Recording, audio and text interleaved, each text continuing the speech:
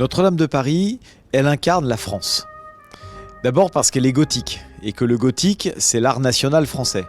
Ensuite parce qu'elle est à Paris et qu'elle est depuis des siècles l'église des rois, l'église des présidents de la République, l'église des écrivains français, comme Victor Hugo par exemple.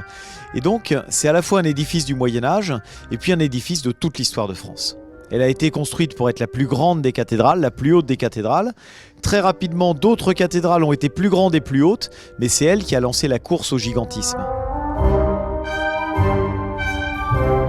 Depuis la première pierre en 1163, le projet de Notre-Dame de Paris, c'est un projet colossal.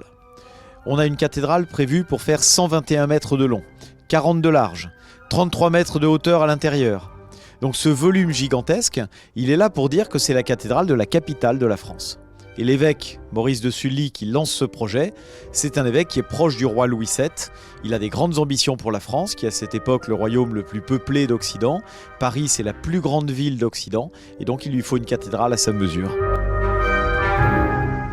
Alors, c'est un gothique du XXIe siècle, dans la parfaite continuité, dans la parfaite identicité du gothique du XIIe.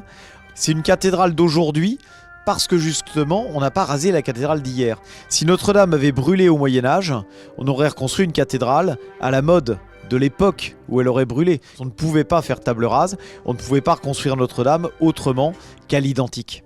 On va la voir comme personne ne l'a jamais vue depuis 160 ans, c'est-à-dire propre. Parce que depuis 160 ans, il n'y avait pas eu de nettoyage à l'intérieur, donc c'est absolument magistral.